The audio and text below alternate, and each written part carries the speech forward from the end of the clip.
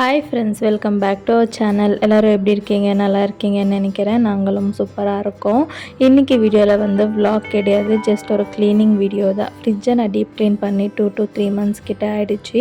And இங்கே வந்து காத்தோட்டமாக இருக்கிறதுனால விண்டோஸ் எல்லாம் எப்பயும் ஓப்பனில் வைக்கிறதுனால ஸோ டஸ்ட்டுமே வந்து ரொம்ப ஃப்ரிட்ஜு மேலெல்லாம் ரொம்ப டஸ்ட்டாக இருந்துச்சு. சரி, அன்றைக்கி க்ளீன் பண்ணும்போது பாப்பாவும் இல்லை, ஊருக்கு போயிருந்தா. ஸோ இன்றைக்கி தான் நமக்கு ஃப்ரீ டைம் இருக்குது, க்ளீன் பண்ணலான்னு சொல்லி தான் நான் க்ளீன் பண்ண ஸ்டார்ட் பண்ணேன். எனக்கு தெரிஞ்ச ஒரு சின்ன சின்ன டிப்ஸோட நான் ஷேர் பண்ணியிருக்கேன். ஸோ இன்ட்ரெஸ்ட் இருந்து யூஸ்ஃபுல்லாக இருக்கும்னு நினைக்கிறேன். கடைசி வரைக்கும் பார்த்துட்டு எப்படி இருக்குன்னு மறக்காமல் கமெண்ட்ஸில் சொல்லுங்கள். அண்ட் உங்களுக்கு தெரிஞ்ச ஏதாவது டிப்ஸ் இருந்தால் கூட கமெண்ட்ஸில் ஷேர் பண்ணுங்கள். ஸோ எனக்கும் யூஸ்ஃபுல்லாக இருக்கும் அண்ட் பார்க்குறவங்களுக்கும் யூஸ்ஃபுல்லாக இருக்கும். நான் வந்து ப்ரீவியஸ் டேவே ஃப்ரிட்ஜை நாளைக்கு டீப் க்ளீன் பண்ணணும்னு சொல்லி டிசைட் பண்ணதுனால ஸோ ஃபஸ்ட்டு நான் அதுக்கான ப்ரிப்பரேஷன் ஒர்க் எல்லாமே பார்த்துட்டேன். ஃபஸ்ட் இந்த மாதிரி கொஞ்சம் கஷ்டமான ஒர்க் எல்லாம் பார்க்கும்போது நம்ம டிவியில் சாங்ஸ் போட்டு விட்டுட்டோம்னா அதை கேட்டுகிட்டே பண்ணும்போது நமக்கு அவ்வளோவா கஷ்டமாக இருக்காது. அண்ட் எனக்கு மட்டும் சாப்பாடுன்றதுனால மார்னிங் ஆஃப்டர்நூனுக்கு சேர்த்து ஒரே வாட்டி லஞ்சும் ப்ரிப்பேர் பண்ணிவிட்டு கவுண்டர் டாப், ஸ்டவ்வு, சாமான் எல்லாமே கழுவி கிச்சனை ஃபுல்லாக க்ளீன் பண்ணி வச்சுட்டேன். அப்போ தான் நமக்கு ஃப்ரிட்ஜ் க்ளீன் பண்ணுறதுக்கு ரொம்ப ஈஸியாக இருக்கும்னு சொல்லி ஸோ ஃபஸ்ட்டு கிச்சன் எல்லாமே க்ளீன் பண்ணிவிட்டு பிரேக்ஃபாஸ்ட் எல்லாமே சாப்பிட்டு கொஞ்சம் நேரம் ரெஸ்ட் எடுத்துகிட்டு அதுக்கப்புறமா தான் ஃப்ரிட்ஜு க்ளீன் பண்ணவே ஸ்டார்ட் பண்ணேன்.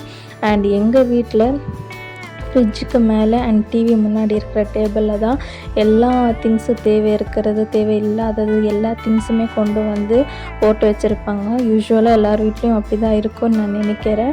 ஸோ எவ்வளோ தான் நம்ம டெய்லியும் அந்த திங்ஸ் அந்த இடத்துல வச்சாலும் இன்னும் அடுத்த நாள் மார்னிங் பார்க்கும்போது யூஸ் பண்ணாமல் மறுபடியும் அங்கே ஒன்று கொண்டு வந்த உடனே டிவி முன்னாடி போட்டு வச்சுருப்பாங்க, இல்லைனா ஃப்ரிட்ஜ் மேலே கொண்டு வந்து வச்சுருவாங்க. ஸோ அதே மாதிரி நிறைய தேவையில்லாத திங்ஸ் என் பொண்ணு விளையாட சாமான் எல்லாமே கொண்டு போய் ஃப்ரிட்ஜு மேலே வெய்யன்னு அவங்க அப்பா கையில் கொடுக்கறது, இல்லைனா டிவி முன்னாடி எடுத்துகிட்டு போய் போட்டுருவா. ஸோ அதனால தான் ஃபஸ்ட்டு வந்து அதுமே ஃப்ரிட்ஜு மேலே இருக்கிற திங்ஸ் எல்லாமே எது தேவையில்லைன்னு ஒன்று பார்த்து தேவையில்லாதது எல்லாமே தூக்கி போட்டுட்டு தேவையான திங்ஸ் எல்லாமே எங்கெங்கே வைக்கணுமோ அதை அரேஞ்ச் பண்ணி வச்சுட்டேன். இது ஃபஸ்ட்டு நம்ம க்ளீன் பண்ணிட்டோன்னா நமக்கு கொஞ்சம் ஈஸியாக இருக்கும் இல்லையா? ஸோ அதனால தான் எல்லாமே எடுத்து க்ளீன் பண்ணிவிட்டு ஃப்ரிட்ஜு மேலே போட்டிருக்க கவரை எடுத்து அது ஃபுல்லாக டஸ்ட்டாக இருக்கும் இல்லையா? ஸோ அது எல்லாமே டஸ்ட் எல்லாமே துடைச்சிட்டு அண்ட் ஃப்ரிட்ஜ் பாக்கெட்லேயும் நிறைய தேவையில்லாத திங்ஸ் எல்லாமே இருந்துச்சு. எது தேவையில்லையோ பார்த்து அதுவுமே க்ளீன் பண்ணிவிட்டு வெட் கிளாத்தில் மட்டும்தான் தொடச்சி எடுத்துட்டேன் நான். பிகாஸ் இப்போ தான் ரீசெண்டாக புதுசாக வாங்கி போட்டதுனால அவ்வளோவா கலீஜ் ஆகலை. ஸோ வெட் கிளாத்தில் தொடச்சி காய போட்டுட்டேன். அண்ட் ஃப்ரிட்ஜ் மேலே ரொம்ப டஸ்ட்டாக இருந்ததுனால ஃபஸ்ட்டு நான் வந்து ட்ரை கிளாத் வச்சு நீட்டாக அந்த டஸ்ட் எல்லாமே துவைச்சிட்றேன். நம்ம டைரெக்டாக வெட் கிளாத்தில் துடைக்கும் போது அந்த டஸ்ட் எல்லாமே போய் ஃப்ரிட்ஜ் மேலே அப்படியே ஒட்டிக்கும் இல்லையா? நம்ம ட்ரை கிளாத்தில் துடைக்கும் போது நமக்கு நீட்டாக அந்த துணியிலேயே வந்துடும். ஸோ எப்போ ஃப்ரிட்ஜை நீங்கள் டீப் க்ளீன் பண்ணுறதா இருந்தாலோ இல்லை க்ளீன் பண்ணுறதா இருந்தாலும் ஃபஸ்ட்டு நீங்கள் சுவிட்ச் ஆஃப் பண்ணிவிட்டு அந்த ப்ளக்கை வந்து ரிமூவ் பண்ணிவிட்டு அதுக்கப்புறமா தான் ஃப்ரிட்ஜை வந்து க்ளீன் பண்ணுங்கள். பிகாஸ் நம்ம ரொம்ப நேரமாக ஃப்ரிட்ஜை வந்து ஓப்பனில் வைக்கிறதுனால கரண்ட் கன்சம்ஷனும் நிறையா இருக்கும். அண்டு நம்ம சேஃப்டியும் முக்கியம் தானே. நம்ம ஏதாவது தெரியாமல் ஒரு தொட்டும்போது ஷாக் அடிக்கிற சான்சஸ் இருக்குது. ஸோ எப்போ ஃப்ரிட்ஜுக்கு டீப் க்ளீன் பண்ணுறதா இருந்தாலும் ஃபஸ்ட்டு சுவிட்ச் ஆஃப் பண்ணி ப்ளக்கை வந்து ரிமூவ் பண்ணிவிட்டு அதுக்கப்புறமா க்ளீனிங் ஒர்க்கை ஸ்டார்ட் பண்ணுங்கள். நான் வந்து இப்போது ஃப்ரிட்ஜில் இருக்கிற திங்ஸ் எல்லாமே எடுத்து வெளியே தான் வச்சிட்ருக்கேன். நான் வந்து அவ்வளோ ஆர்கனைஸ்டாக ஃப்ரிட்ஜை வந்து வைக்க மாட்டேன். பிகாஸ் குழந்தைங்க இருக்கிற வீட்டில் எல்லாருக்குமே தெரியும், நம்ம என்ன தான் ஆர்கனைஸ்டாக க்ளீன் பண்ணி வச்சாலும் பசங்க வந்து அதை மிக்ஸ் பண்ணிகிட்டே இருப்பாங்க. அந்த ஃப்ரிட்ஜில் என்ன இருக்குதுன்னு தெரில. என் பொண்ணு ஒரு நாளைக்கு ஒரு 10 வாட்டி ஓப்பன் பண்ணி இந்த பாக்ஸில் என்ன இருக்குது, அந்த பாக்ஸில் என்ன இருக்குதுன்னு சொல்லி ஓப்பன் பண்ணி பார்த்துட்டே இருப்பாள். அதனால நான் அவ்வளோ ஆர்கனைஸ்டாக வைக்கல. எனக்கு எப்படி கம்ஃபர்டபுளாக இருக்கோ, எனக்கு யூஸ் பண்ணுறதுக்கு எப்படி ஈஸியாக இருக்கோ அப்படி தான் நான் வச்சு யூஸ் பண்ணிகிட்ருக்கேன். நிறைய பேர் இந்த ப்ராப்ளம் ஃபேஸ் பண்ணியிருப்பீங்க. தோசை மாவு அரைச்சி 2-3 நாள்லேயே மாவு வந்து நல்லா புளிச்சு போயிடும்னு சொல்லுவாங்க. பட் எனக்கு அந்த மாதிரி ப்ராப்ளம் எல்லாம் இல்லை.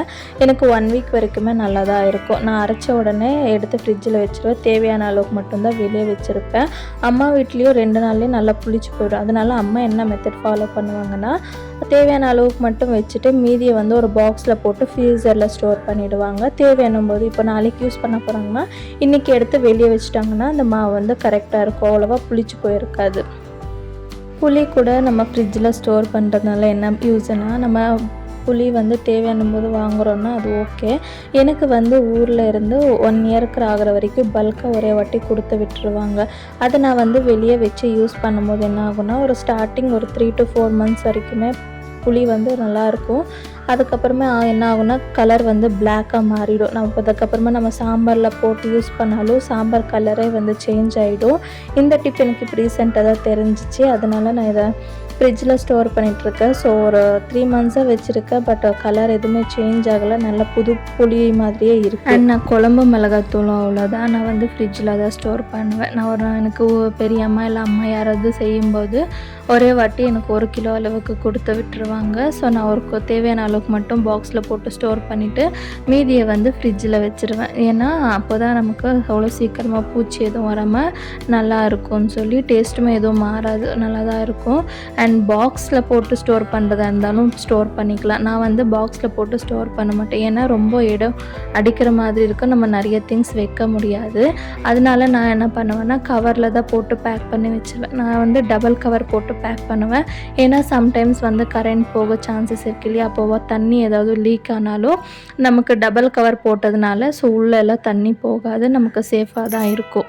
அண்ட் லாஸ்ட்டில் வந்து அந்த வெஜிடபிள் ட்ரே இருக்கு இல்லையா, அதில் வந்து நான் தேங்காய் அதுவும் தக்காளி இதெல்லாம் தான் ஸ்டோர் பண்ணுவேன். தேங்காய் நான் ஏன் ஃப்ரிட்ஜில் ஸ்டோர் பண்ணுவேன்னா, கடையிலேருந்து வாங்கிட்டு வந்து ஒரு 1 வீக்குள்ளேயே தண்ணி எல்லாம் ட்ரை ஆகி தேங்காய் வந்து கெட்டு போயிட்டு இருந்துச்சு. ஸோ அப்போ தான் நான் என்ன பண்ணுவேன்னா, அதை வந்து ஃப்ரிட்ஜில் வைக்கும்போது எனக்கு 15 days 1 month ஆனாலும் தேங்காய் வந்து ஃப்ரெஷ்ஷாக நல்லா தான் இருக்கும். அதனால நான் அதையும் ஃப்ரிட்ஜில் வச்சு தான் யூஸ் பண்ணிகிட்ருக்கேன்.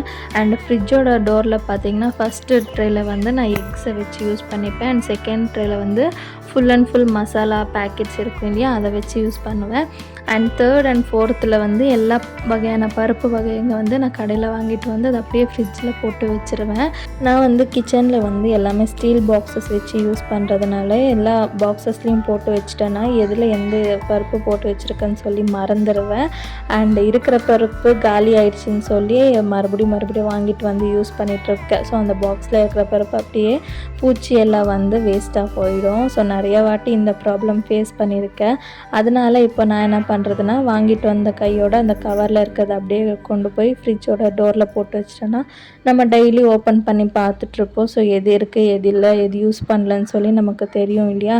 ஸோ ரொம்ப ஈஸியாக இருக்கும் அண்ட் எதுவுமே வேஸ்ட் ஆகாது. ஸோ அதனால தான் நான் இப்படி வந்து ஃபாலோ பண்ணிகிட்ருக்கேன். இன்கேஸ் உங்களுக்கு கவரில் அப்படியே போட்டு வைக்கிறது உங்களுக்கு பார்க்குறதுக்கு அவ்வளோவா நல்லா இல்லைன்னு சொல்லி நினச்சிங்கன்னா நீங்கள் பாக்ஸஸில் போட்டு ஃப்ரிட்ஜில் வைக்கலாம். பட் அவ்வளோவா நிறைய வைக்க முடியாது. ஸோ நீங்கள் என்ன பண்ணலான்னா, இந்த 1 liter இல்லை 1/2 liter வாட்டர் பாட்டில் கிடைக்கும் இல்லையா, நமக்கு 10 ரூபாய் 20 ரூபாய் பிஸ்லரி வாட்டர் கேன், அதில் கூட நீங்கள் போட்டு ஸ்டோர் பண்ணிங்கன்னா உங்களுக்கு நிறைய இடமும் கிடைக்கும். நிறைய பருப்புங்க வந்து நீங்கள் ஃப்ரிட்ஜை நீட்டாக ஆர்கனைஸ்டாக ஸ்டோர் பண்ணி வச்சுக்கலாம். ஃப்ரிட்ஜில் இருக்கிற திங்ஸ் எல்லாமே எடுத்து வெளியே வச்சுட்டு ட்ரே எல்லாமே ரிமூவ் பண்ணி வச்சுட்டேன். அண்ட் டோரில் இருக்கிற அந்த ரேக்குமே எல்லாமே ரிமூவ் பண்ணிவிட்டேன். ஸோ ஃப்ரிட்ஜை டீப் க்ளீன் பண்ணும்போது ஒரு வாட்டியும் நினைப்பேன், டோரில் ஃபஸ்ட்டு அந்த ரிமூவ் பண்ணுறதுக்கு முன்னாடி ஒரு ஃபோட்டோ எடுத்து வச்சுட்டு அதுக்கப்புறமா நம்ம க்ளீன் பண்ணணும்னு சொல்லி. ஏன்னா ஒரு வாட்டியும் நான் ரிமூவ் பண்ணி வாஷ் பண்ணிவிட்டு மறுபடியும் போடும்போது எந்த ரேக்குக்கு எந்த ஸ்டெப்பில் எந்த ரேக் போடணும்னு சொல்லி கன்ஃபியூஸ் ஆகிடும். மாட்டி ஒரு வாட்டியும் போட்டு கழட்டி இது கரெக்டாக இல்லை இது கரெக்டாக இல்லைன்னு சொல்லி ஒன்று கழட்டி போட்டுகிட்டே இருப்பேன். ஸோ நீங்களும் யாராச்சும் இதே மாதிரி பண்ணியிருக்கீங்கன்னு மறக்காமல் கமெண்ட்ஸில் சொல்லுங்கள். இந்த ஷீட்ஸ் வந்து நான் மிரர் மேலே போடுறதுக்கு தான் யூஸ் பண்ணுவேன். ஸோ எல்லாருக்குமே தெரிஞ்சிருக்கும், இப்போ எல்லாருமே யூஸ் பண்ணுவாங்க. இது வந்து வாட்டர் ப்ரூஃப் தான். நம்ம ஜஸ்ட் வெட் கிளாத் வச்சு தொடச்சாலே அந்த டஸ்ட் எல்லாமே போயிடும். ஸோ ரீசெண்டாக பால் ஏதோ கொட்டு இருந்ததுனால அந்த பால் ஸ்மெல் வந்து போகவே இல்லை எவ்வளோ துடைச்சாலும்.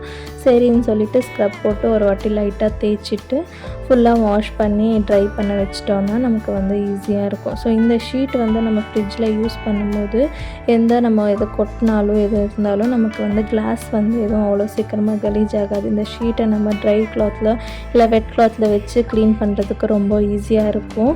அண்ட் நம்ம வந்து பாத்திரம் ஃப்ரிட்ஜில் வைப்போம் எடுப்போம் இல்லையா, ஸோ அந்த மாதிரி டைம்ஸில் வந்து மிரர் எதுவுமே ஸ்க்ராட்ச் ஆகாமல் ரொம்ப சேஃபாக இருக்கும். அதனால் ஃபஸ்ட்டு நான் வந்து ஷீட் எல்லாமே நீட்டாக கழுவிட்டு ட்ரை பண்ணுறதுக்காக வெளியே காய போட்டுட்டேன். அண்ட் அதுக்கப்புறமா வந்து இந்த ட்ரே எல்லாமே தான் வாஷ் பண்ணி அங்கேயே சிங்க் பக்கத்துலேயே நான் வந்து கொஞ்ச நேரம் வச்சுட்டேன். தண்ணி எல்லாம் நீட்டாக நீட்டாக வடிகட்டின பிறகு அதுக்கப்புறமா எடுத்துகிட்டு போய் நம்ம வெளியே வெயிலில் வச்சுட்டோன்னா கொஞ்சம் நேரம் ஒரு 5-10 நிமிஷத்துலேயே நமக்கு வந்து நல்லா காஞ்சிரும். இதை வந்து ட்ரை கிளாத் வச்சு தொடச்சிட்டு உட்காரணும்னு சொல்லி எந்த அவசியமும் இல்லை. நீட்டாக ட்ரை ஆன பிறகு எடுத்து நம்ம ஃப்ரிட்ஜில் அரேஞ்ச் பண்ணிக்க வேண்டியது தான். ஸோ ஃபஸ்ட் எல்லாமே கழுவிட்டு கொண்டு வந்துட்டு வெளியே தான் வச்சுட்ருக்கேன். ஸோ நம்ம ஒன்று மேலே வைக்கிறத விட இந்த மாதிரி தனித்தனியாக ஒன்று கொஞ்சம் கேப் விட்டு வைக்கும்போது எல்லா சைடுமே ஈக்குவலாக ட்ரை ஆகும். ஸோ அங்கங்கே தண்ணி வந்து நிற்காது. அண்ட் வெஜிடபிள் ட்ரே வந்து இந்த மாதிரி கவுத்து போட்டு வச்சிட்டிங்கன்னா தண்ணி ஃபுல்லாமே வடிகட்டிடும். ஸோ இதெல்லாமே கழுவி நான் க்ளீன் பண்ணுறதுக்குள்ளே நம்ம ஃபஸ்ட்டு வாஷ் பண்ண அந்த ஷீட்டுமே வந்து நல்லா ட்ரை ஆகிடுச்சு. ஸோ அதுவுமே கொண்டு போயிட்டு அதுக்கப்புறமா ஒரு வெட் கிளாத் எடுத்துக்கிட்டு நான் ஃப்ரிட்ஜு ஃபுல்லாக ஃபஸ்ட்டே நான் வந்து ட்ரை கிளாத்தில் நீட்டாக ஒரு வாட்டி க்ளீன் பண்ணிட்டேன் இல்லையா. இப்போ வந்து வெட் கிளாத் எடுத்துகிட்டு நீட்டாக ஃப்ரிட்ஜு ஃபுல்லாமே நீட்டாக தொடச்சிட்ருக்கேன். ஸோ ஒரு 2 வாட்டி இல்லை ஒரு 3 வாட்டி வந்து வெட் கிளாத்தில் நம்ம நீட்டாக தொடச்சி விட்டுட்டு அண்ட் ஃபைனலாக இன்னொரு வாட்டி வந்து நல்லா ட்ரை கிளாத்தில் தொடச்சி விட்டிங்கன்னா ஃப்ரிட்ஜு வந்து பளிச்சுன்னு ரெடி ஆகிடும். ஸோ நீங்கள் ஃப்ரிட்ஜு ஆஃப் பண்ணியிருக்கிறதுனால ஃப்ரீசர்லேருந்து ஐஸ் மெல்ட் ஆகி தண்ணி வந்து லீக் ஆகிட்டே இருக்கும். நம்ம எத்தனை வாட்டி தொடச்சாலும் அந்த தண்ணி வந்து லீக் ஆகிட்டே இருக்கும். ஸோ 2 வாட்டி வெட் கிளாத்தில் தொடச்சிட்டு அதுக்கப்புறமா இந்த ஃப்ரீசருக்கு கீழே ஒரு ட்ரே வரும் இல்லையா, அந்த ட்ரேவை மாட்டிட்டு அதுக்கப்புறமா ட்ரை கிளாத்தில் க்ளீன் பண்ணிட்டிங்கன்னா உங்களுக்கு வந்து ஃப்ரீசர்லேருந்து தண்ணி வந்து லீக் ஆகாது. ஸோ இந்த ஃப்ரிட்ஜுக்கு கீழே இருக்கிற இந்த ஹோல்ஸில் வந்து அப்பப்போ பிளாக் ஆகிடும். தண்ணி எல்லாம் அங்கே போகாமல் வெளியே வரும். நான் இதை டீட்டெயில்டாக ஒரு ஷார்ட்ஸில் கூட நான் அப்லோட் பண்ணியிருக்கேன். ஸோ இந்த மாதிரி அப்பப்போ செக் பண்ணி க்ளீன் பண்ணிக்கிட்டிங்கன்னா ஃப்ரிட்ஜிலேருந்து தண்ணி வந்து லீக் ஆகாது. அண்ட் இந்த ஃப்ரிட்ஜ் டோரில் இருக்கிற இந்த ரப்பர் வந்து ரொம்ப நாள் நம்ம க்ளீன் பண்ணாமல் விட்டுட்டோன்னா ரொம்ப கருப்பாக ஆகிடும். ஸோ அந்த மாதிரி டைமில் நீங்கள் ஒரு பவுலில் தண்ணி எடுத்துகிட்டு நம்ம லிக்விட் பாத்திரம் விளக்குறதுக்கு லிக்விட் யூஸ் பண்ணுவோம் இல்லையா, அந்த லிக்விடு போட்டுட்டு நல்ல ஒரு டூத் ப்ரஷ் வச்சு நீட்டாக ப்ரஷ் பண்ணி விட்டுட்டிங்கன்னா அதில் இருக்கிற அழுக்கு எல்லாமே நமக்கு ஈஸியாக வந்துடும். எனக்கு வந்து அவ்வளோவா கலீஜ் ஆகலை. ஸோ அதனால நான் ஜஸ்ட் வெட் கிளாத் வச்சு தொடச்ச உடனே ரொம்ப க்ளீனாக போயிடுச்சு. ஸோ அவ்வளோதான், ஃபைனலாக எல்லாமே க்ளீன் பண்ணி மறுபடியும் அரேஞ்ச் பண்ணி நீட்டாக ஃப்ரிட்ஜை வந்து எனக்கு தெரிஞ்ச மாதிரி ஆர்கனைஸ் பண்ணி வச்சுருக்கேன். ஸோ இந்த வீடியோ எப்படி இருந்துச்சுன்னு மறக்காமல் கமெண்ட்ஸில் சொல்லிவிட்டு இந்த வீடியோ பிடிச்ச ஒரு லைக் போட்டுட்டு இந்த மாதிரி நிறைய வீடியோஸ் பார்க்குறதுக்கு மறக்காமல் நம்ம சேனலை சப்ஸ்கிரைப் பண்ணிக்கோங்க. கடைசி வரைக்கும் என்னோடய வீடியோ பார்த்ததுக்கு ரொம்பவே தேங்க்ஸ். இன்னொரு வீடியோவில் பார்க்குறேன் ஃப்ரெண்ட்ஸ். பாய்.